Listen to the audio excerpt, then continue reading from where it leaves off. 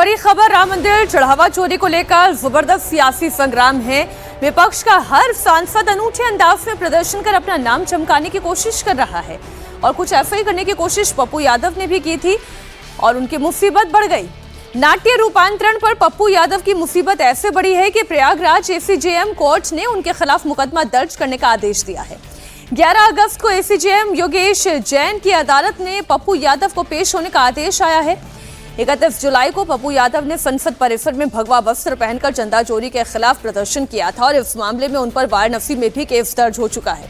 31 जुलाई को पप्पू यादव ने यह अनूठा प्रदर्शन किया था, जिसके बाद उनकी मुसीबतें बढ़ती जा रही है। देश भर के साधु संतों ने उसे सनातन का अपमान बताया। 2 अगस्त को पप्पू यादव दिल्ली में प्रेस कॉन्फ्रेंस कर रहे थे, तब उनके ऊपर हमला भी हुआ। 2 युवकों ने यानी सुमित और हैप्पी शर्मा ने पप्पू यादव पर हमला किया था और अब प्रयागराज में उनके खिलाफ केस दर्ज हुआ है। ऊपर से साधु संतों का विरोध प्रदर्शन हो रहा है 100 अलग। चंदा चोरी को लेकर सियासी बवाल थमने का नाम नहीं ले रहा है। संसद में लगातार इस मुद्दे पर टकराव जारी है। पप्पू यादव विपक्ष की आवाज बुलंद करने के लिए प्रदर्शन कर रहे थे। 31 जुलाई को उन्होंने भगवा वस्त्र धारण कर बाकायदा पंडित का वेश लिया और संसद परिसर में दान पात्र लेकर बैठ गए थे। 1 अगस्त को उनके खिलाफ सनातन के अपमान का केस वाराणसी में दर्ज हुआ। 2 अगस्त को दिल्ली में पप्पू यादव के घर में बवाल हुआ, जब प्रेस कॉन्फ्रेंस के दौरान 2 युवकों ने उन पर हमला कर दिया। 4 अगस्त को प्रयागराज के एसीजेएम ने पप्पू यादव पर केस दर्ज करने का आदेश दिया। तो चंदा चोरी का नाट्य रूपांतरण पप्पू यादव को भारी पड़ रहा है। एक के बाद एक कानूनी शिकंजा उन पर कसता जा रहा है। तो पप्पू यादव की मुसीबतें कम होने का नाम नहीं ले रही। एक तो वैसे ही उनके ऊपर बहुत सारे मुकदमे हैं, बहुत सारे हलफनामे उनके ऊपर पहले से दायर हैं और अब ये चढ़ावा चोरी का नाट्य रूपांतरण करना उनके लिए बड़ा महंगा साबित हो रहा है। बड़ी खबर रांची से, छात्रों के प्रदर्शन से जुड़ी हुई बड़ी खबर। सोनम वांगचुक ने प्रदर्शनकारियों से बात की है। इस वक्त की बड़ी खबर आपको दे दें, रांची में जो छात्र प्रदर्शन पर बैठे हुए हैं और खासतौर पर देवेंद्र नाथ महतो, जिन्होंने कहा कि मैंने सोनम वांगचुक से प्रेरणा ली और मैंने इसलिए अनशन शुरू किया। आज चौथा दिन है उनके अनशन का। सोनम वांगचुक ने उनसे बात की है फोन पर, वीडियो कॉल पर उनकी बातचीत हुई। अरे भैया ऊपर नहीं पिक्चर भैया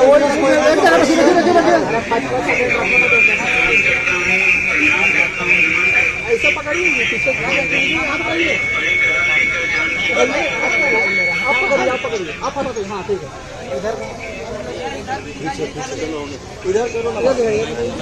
अभय पाराशर हमारे सहयोगी इस वक्त जुड़ गए हैं ज्यादा जानकारी के साथ। अभय, ये प्रदर्शन छात्रों का है और अब सोनम वांगचुक का बातचीत करना, क्या बात हुई है देवेंद्र नाथ महतो और सोनम वांगचुक के बीच में?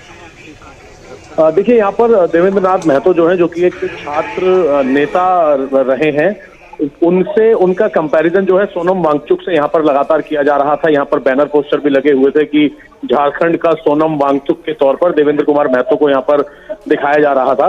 हालांकि स्टूडेंट्स जितने हैं वो स्टूडेंट्स अलग एक टेंट के नीचे बैठकर अपना प्रदर्शन कर रहे हैं सीबीआई जांच की मांग के लिए। आज सुबह देवेंद्र नाथ महतो जो है, उनका आज चौथा दिन है जिसमें वो अनशन पर है, भूख हड़ताल उन्होंने की हुई है। तो सोनम वांगचुक से उनकी वीडियो कॉल पर सुबह बात हुई और बात होने पर सोनम वांगचुक के आग्रह पर, हालांकि इन्होंने अनशन अपना नहीं तोड़ा है, भूख हड़ताल इनकी जारी है, लेकिन सोनम वांगचुक के कहने पर इन्होंने पानी पिया, थोड़ा पानी पिया। इनको डॉक्टर भी लगातार सजेस्ट कर रहे थे कि इनकी बोलने की अभी कंडीशन नहीं है और इसी वजह से इन्होंने सोनम वांगचुक के कहने पर इन्होंने पानी पिया है। सोनम वांगचुक ने इनको सिर्फ ये कहा है कि स्टूडेंट्स के साथ ये खड़े रहें और स्टूडेंट्स की मांग जो है वो जायज है, इतनी बात हुई है। और उसके बाद उनके आग्रह पर इन्होंने फिलहाल पानी पिया है और अभी डॉक्टरों की देखरेख में रांची में इसी ग्राउंड के अंदर अभी फिलहाल वो मौजूद हैं। यानी आप ये कह रहे हैं कि पिछले 3 दिन से, क्योंकि आज तो अनशन का चौथा दिन है, वो लगातार भूखे और प्यासे थे, पानी भी नहीं ले रहे थे। वांगचुक ने उनसे आग्रह किया कि उन्हें पानी लेना चाहिए। जी बिल्कुल मीनाक्षी, आज चौथा दिन है। हमने इनसे बात भी की थी, कल हमने कैमरे पे इनसे बात की थी, तो इनका ये कहना था कि छात्रों के साथ मेरी मांग यही है सरकार से, हेमंत सोरेन सरकार से, कि इस पूरे जो धांधली हुई है दोनों एग्जामिनेशन में, इसकी जांच सीबीआई को सौंप दी जाए और तब तक ये लोग इस जांच को नहीं सौंपेंगे, हम किसी प्रतिनिधित्व से भी नहीं मिलेंगे, बल्कि हेमंत सोरेन जो है वो छात्रों से और हमसे बात करें, ये बात इन्होंने कही थी। और आज चौथा दिन है बिना खाए बिना पिए इनका अनशन चल रहा है। और आज सुबह सोनम वांगचुक से इनकी बातचीत हुई, जिस बातचीत के बाद इन्होंने उनके आग्रह पर फिलहाल पानी पिया है। डॉक्टर्स की टीम भी हालांकि लगातार इनके पैरामीटर्स जो बॉडी के हैं उनका उस बारे में जांच करती रहती है। इनका यही कहना है कि सरकार जल्द बात करे और बात करके छात्रों की मांग जो है इस पूरे केस को सीआईडी से हैंडओवर करके सीबीआई को सौंप दिया जाए। तो आज इन्होंने पानी पिया है और फिलहाल वहीं पर मौजूद हैं। दूसरी तरफ छात्र जो है वो भी अभी तक प्रदर्शन कर रहे थे, लेकिन कुछ छात्र जो है वो भूख हड़ताल को लेकर चर्चा कर रहे हैं कि 4-5 छात्र अब भूख हड़ताल शुरू कर सकते हैं। बिल्कुल अभय, एक बार फिर से बड़ी खबर अपने दर्शकों को बता देते हैं। रांची में छात्रों का प्रदर्शन लगातार जारी है और इस बीच सोनम वांगचुक ने देवेंद्र नाथ महतो से फोन पर बातचीत की है, वीडियो कॉल पर बातचीत की है और उनके आग्रह पर देवेंद्र नाथ महतो जो कि 4 दिन से लगातार भूख हड़ताल पर हैं, आज उनका चौथा दिन है, भूखे प्यासे हड़ताल पर बैठे हुए थे। उन्होंने पानी जरूर पिया है, सोनम वांगचुक के आग्रह पर उन्होंने पानी जरूर पिया है। चूंकि सोनम वांगचुक ने उनको समझाया कि अपना ध्यान रखना जरूरी है, छात्रों का मुद्दा उठाना है तो अपना ध्यान रखना जरूरी होगा। ऐसे में देवेंद्र नाथ महतो ने पानी जरूर पी लिया है, लेकिन उनका ये जो अनशन है अभी भी जारी है। वो वहीं ग्राउंड में मौजूद है, डॉक्टर्स की टीम मौजूद है, डॉक्टर्स अभी भी निगरानी कर रहे हैं देवेंद्र नाथ महतो की। शुक्रिया आपका अभय तमाम जानकारी के लिए। इसके साथ एक इन्फॉर्मेशन और अब दर्शकों के पास चली जानी चाहिए कि अब तक तो केवल देवेंद्र नाथ महतो अनशन कर रहे थे, लेकिन अब 4 और छात्रों में, जिसमें से 2 लड़के हैं और 2 लड़कियां हैं, उन्होंने भी अनशन शुरू कर दिया है। हेमंत सोरेन सरकार अब कब जागेगी, ये बड़ा सवाल है। और अब बात मानसूनी बारिश की। देश के कई राज्यों में तेज बारिश का कहर जारी है। कश्मीर से लेकर मूसलाधार बारिश लगातार जारी है, कश्मीर से लेकर केरल तक। जम्मू कश्मीर में बादल फटने से कई गांवों में बाढ़ आ गई है और घरों में मलबा भर गया है। वहीं केरल के 8 जिलों में मूसलाधार बारिश से बाढ़ जैसे हालात बने हुए हैं। झारखंड में भी बिजली गिरने से 14 लोगों की जान चली गई है। आईएमडी ने उत्तर भारत के 7 राज्य तो पूर्वी भारत के 4 राज्यों में भारी बारिश की चेतावनी जारी की है। लोगों को सतर्क और सावधान रहने के लिए कहा गया है। पहाड़ी राज्यों में जगह जगह लैंडस्लाइड हो रही है, जिससे लोगों की मुश्किलें लगातार बढ़ रही हैं। जम्मू कश्मीर, उत्तराखंड, केरल, उत्तर प्रदेश, राजस्थान, तमाम जगहों पर ऐसी ही तस्वीरें देखने को मिल रही है, जहां सिर्फ और सिर्फ पानी ही पानी है। पहाड़ हो या मैदान, बेकाबू बादलों की मार।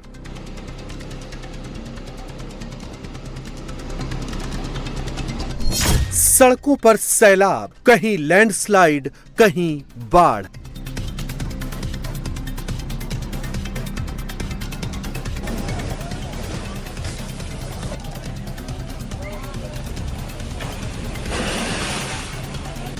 पानी में बहता असम, ओडिशा में भी जल तांडव।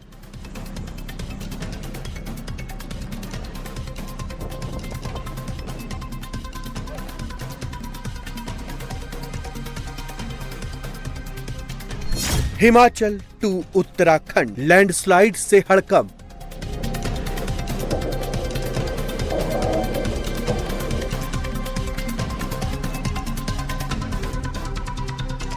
उफान पर नदियां, बाढ़ का पानी घरों में घुसा।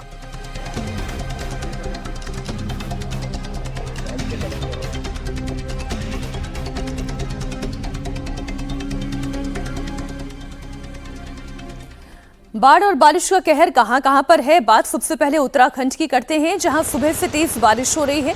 हरिद्वार में मूसलाधार बारिश की वजह से जगह जगह वाटर लॉगिंग है। सड़कों पर पानी इस कदर बह गया है कि लोगों का आना जाना मुश्किल हो गया है। शहर के बाजार में घुटनों तक पानी भरा हुआ है। तेज बारिश की वजह से दुकानें बंद है और चारों तरफ पानी जमा होने की वजह से ज्यादातर लोग अपने घर में ही कैद हैं।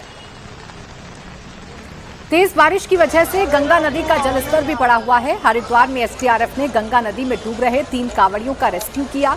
बोट की मदद से लोगों को सुरक्षित बाहर निकाला गया।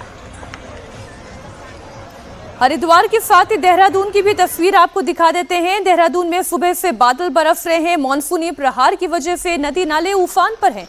भारी बारिश के बाद अमसा नदी खतरे के निशान से ऊपर बह रही है। टपकेश्वर महादेव मंदिर के पास जलस्तर बढ़ने की वजह से आसपास के इलाके के घरों में पानी भरने का खतरा मंडरा रहा है। प्रशासन ने लोगों को नदी के किनारे जाने से बचने की सलाह दी है।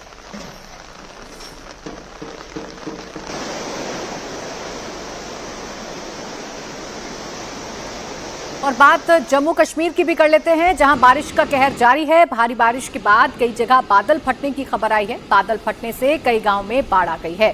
फ्लैश फ्लड की वजह से कई घरों में मलबा भर गया है। कई जगह सड़कों को बंद करना पड़ा है। सड़कों के बंद होने की वजह से कई इलाकों की कनेक्टिविटी मुख्यालय से टूट गई है। ये तस्वीरें आप देख रहे हैं, ये जम्मू कश्मीर के राजौरी इलाके की है और कनेक्टिविटी कैसे टूटी है। ये सड़क का एक बीच का हिस्सा आप देख रहे हैं, ये पूरी तरह से टूट चुका है, बह चुका है। अब ऐसे में इस पार से उस पार जाना बड़ा मुश्किल हो गया है। सड़कों के बंद होने के कारण इलाकों में आवाजाही बाधित हो गई है। नदी की धार आप देख रहे हैं, ये भी बड़ी तेजी से बहती हुई आगे बढ़ती हुई आपको दिखाई दे रही है। फ्लैश फ्लड की वजह से राजौरी में नदी का जलस्तर बढ़ रहा है। इधर केरल में भी बाढ़ और बारिश ने भारी तबाही मचाई है। मूसलाधार बारिश की वजह से राज्य के हालात कैसे हैं वो आपके सामने हैं। लगातार हो रही बारिश के बाद 8 जिलों में बाढ़ लोगों पर कहर बनकर टूटी है। भारी बारिश से अब तक 25 लोगों की जान जा चुकी है, जबकि कई लोग लापता बताए जा रहे हैं। नदियों का जलस्तर लगातार बढ़ता जा रहा है। बाढ़ और भूस्खलन से मची तबाही के बीच राहत और बचाव का काम भी लोग कर रहे हैं। अलापुझा में बाढ़ का पानी लोगों के घरों में आया। ऐसे में इलाके के लोगों का रेस्क्यू किया गया। अब तक 90% से ज्यादा लोगों को सुरक्षित स्थान पर पहुंचा दिया गया है।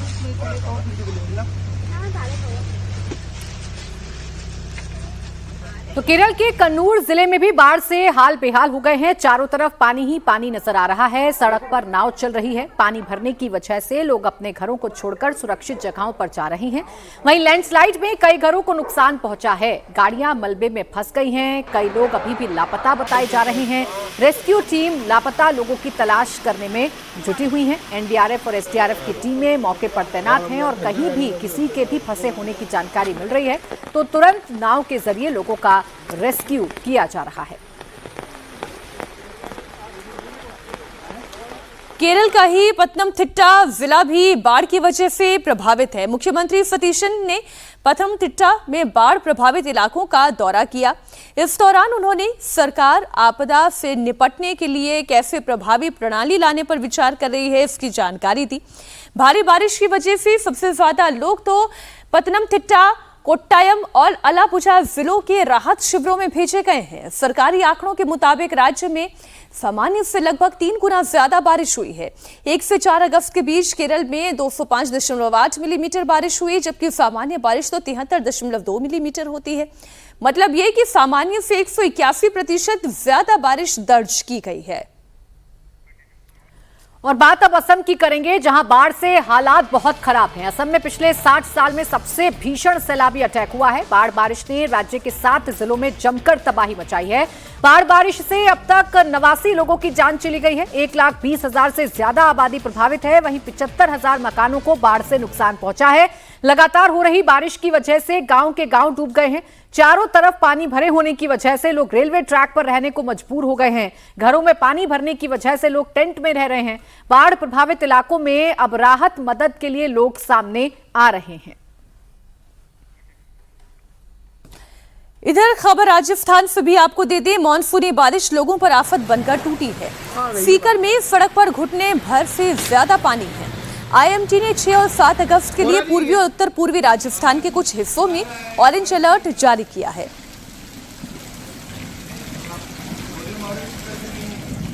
और अब बात उत्तर प्रदेश के प्रयागराज की भी कर लेते हैं, जहां मूसलाधार बारिश ने शहर की रफ्तार पर ब्रेक लगा दिया है। सुबह से हो रही तेज बारिश लोगों पर मुसीबत बनकर बरस रही है।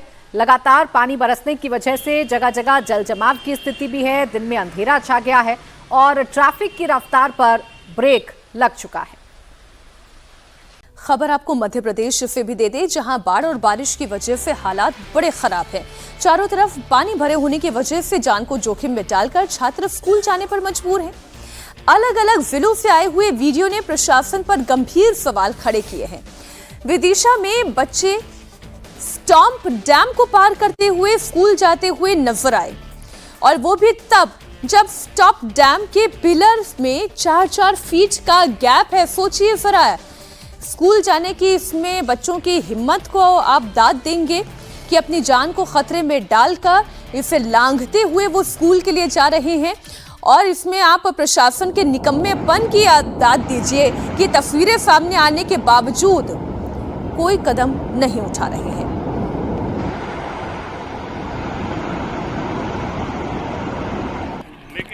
सागर के कोपरा नदी पर पुलिया के क्षतिग्रस्त होने से छात्राएं जान जोखिम में डालकर नदी पार कर स्कूल जाती दिखी। एक तस्वीर भी आपके सामने है। वीडियो सामने आने के बाद प्रशासन हरकत में आया और मामले में कार्रवाई के आदेश दे दिए गए हैं। लेकिन देखिए, मध्य प्रदेश से ही ये दूसरी तस्वीर भी सामने आई है, जहां पुलिया के क्षतिग्रस्त हो जाने के बाद बच्चों के पास कोई रास्ता नहीं बचा स्कूल जाने के लिए, तो वो इसी पानी से निकलकर इसी पानी को पार करके अपने स्कूल जाने के लिए मजबूर हैं। ड्रेस देखिए बच्चियों की कैसे पानी में भीग रही है और कदम भी डगमगा रहे हैं। किसी भी हादसे को न्योता देने के लिए तस्वीरें काफी हैं। हालांकि जैसे ही तस्वीरें सार्वजनिक हुई वैसे ही प्रशासन की कुंभकर्णी नींद टूटी है और अब इस पे वैकल्पिक व्यवस्था करने की बात प्रशासन की तरफ से कही जा रही है। उत्तर प्रदेश से लेकर हैदराबाद में मिलावटखोरों के खिलाफ बड़ा एक्शन हो रहा है। हैदराबाद में 25 टन नकली मसाला बरामद हुआ है। इधर कानपुर में भी हल्दी की फैक्ट्री पकड़ी गई, जहां मिलावटी हल्दी बनाई जा रही थी। तो वहीं लुधियाना में 3000 किलो नकली घी बरामद हुआ है। मिलावटखोरों पर एक्शन लगातार जारी है। फूड विभाग की टीम लगातार छापेमारी कर रही है। शहर शहर धड़ल्ले से मिलावट का खेल उजागर हो रहा है। तस्वीरें आप देखें, सेहत के साथ साथ मिलावटखोर कैसे खिलवाड़ कर रहे हैं। हैदराबाद हो, कानपुर हो, पंजाब हो, खाने पीने की चीजों में मिलावट की जा रही है। फूड विभाग की टीम ने सबसे बड़ी कार्रवाई तो हैदराबाद में की है। सोचिए जरा, ये देश का हाल है जहां पर खाने के लिए जाएं तो वहां पर मिलावट है, नौकरी पाने के लिए, परीक्षा देने के लिए जाएं तो पेपर लीक है और सीट की चोरी हो रही है। ना नौकरी है, ना खाना है, ना दवा है। ये मिलावटखोरों का आलम है। भ्रष्टाचार चरम पर है। हैदराबाद से इस वक्त की बड़ी खबर आ रही है। फूड विभाग की टीम ने एक फैक्ट्री से 25 टन मिलावटी मसाले के साथ 3 लोगों को गिरफ्तार किया है। पकड़े गए ये मिलावटखोर लौंग, जीरा, अजवाइन, सरसों में मिलावट कर धड़ल्ले से बेच रहे थे। मसालों को ये कहां सप्लाई करते थे, पुलिस इनसे फिलहाल पूछताछ कर रही है। मसालों को चमकदार, वजनी और महंगा दिखाने के लिए सिंथेटिक रंगों, इंडस्ट्रियल डाई और खतरनाक केमिकल का इस्तेमाल करते थे। पुलिस ने सिंथेटिक हानिकारक केमिकल और रंगों के बड़े पैमाने पर इस्तेमाल की पहचान की है। इनमें सिंथेटिक ऑरेंज, रेड और ग्रीन फूड कलर के साथ साथ खतरनाक जहरीले पदार्थ जैसे कपड़े रंगने वाली dye, industrial grade permanent colour, shining powder शामिल थे। मुनाफे के लिए ये मिलावटखोर लोगों की जिंदगी से खिलवाड़ कर रहे थे। पुलिस ने 25 टन मिलावटी मसालों को जब्त किया है। लौंग, जीरा, अजवाइन, सरसों जैसे कई मसाले हैं। इन्हें जहरीले केमिकल से तैयार करके बाजारों में सप्लाई की जाती थी। पुलिस ने अभी तक 3 लोगों को इस मामले में गिरफ्तार किया है। जो भी आप सामान बाहर से खरीद रहे हैं उसमें आप देखिए कि क्वालिटी अच्छी होनी चाहिए। ये लोग क्या कर रहे हैं, इन्फीरियर क्वालिटी को रन रोगन लगाकर सुपीरियर क्वालिटी बताकर कम दाम में बेच रहे हैं। आप इन्फीरियर क्वालिटी लीजिए, अगर आप इन्फीरियर क्वालिटी भी ले रहे हैं तो इन्फीरियर क्वालिटी ही लीजिए, लेकिन रंग रोगन का सामान मत लीजिए। रंग रोगन का सामान लेंगे तो आपकी सेहत को असर पड़ेगा। मिलावट से ही जुड़ी हुई एक और बड़ी खबर आपको दे दें, कानपुर से आ रही है। कानपुर मिलावटी हल्दी बनाने का गिरोह का भंडाफोड़ हुआ है। फैक्ट्री में चावल के टुकड़ों को पीसकर उसमें हल्दी जैसा रंग मिलाया जा रहा था और हल्दी पाउडर के रूप में तैयार किया जा रहा था। मौके से करीब 5,86,000 रुपए का स्टॉक जब्त किया गया है। हैरानी की बात तो ये है कि यहाँ पर साबुत हल्दी तो मौजूद ही नहीं थी।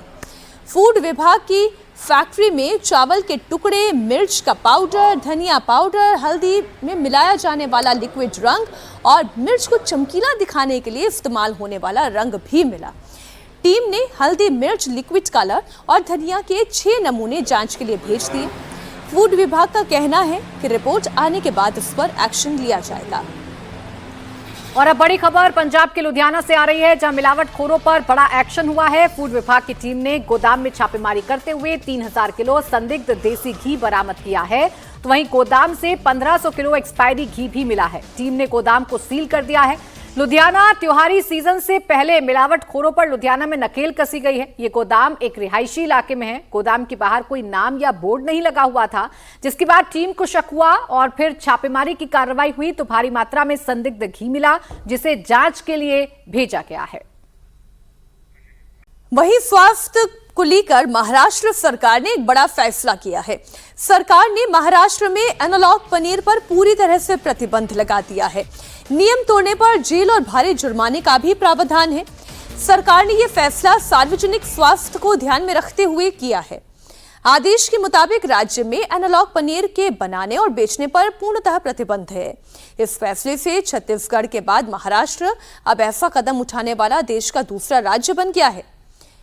एफडीए ने साफ किया है कि अगर कहीं भी एनालॉग पनीर को असली डेयरी पनीर बताकर बेचा जाता है तो इसके खिलाफ कड़ी कार्रवाई की जाएगी। ऐसे शख्स को 6 महीने तक की जेल, 1 लाख रुपए तक का जुर्माना लगाया जा सकता है। ऐसे में सरकार के इस फैसले को स्वास्थ्य की सुरक्षा की दिशा में बड़ा कदम माना जा रहा है।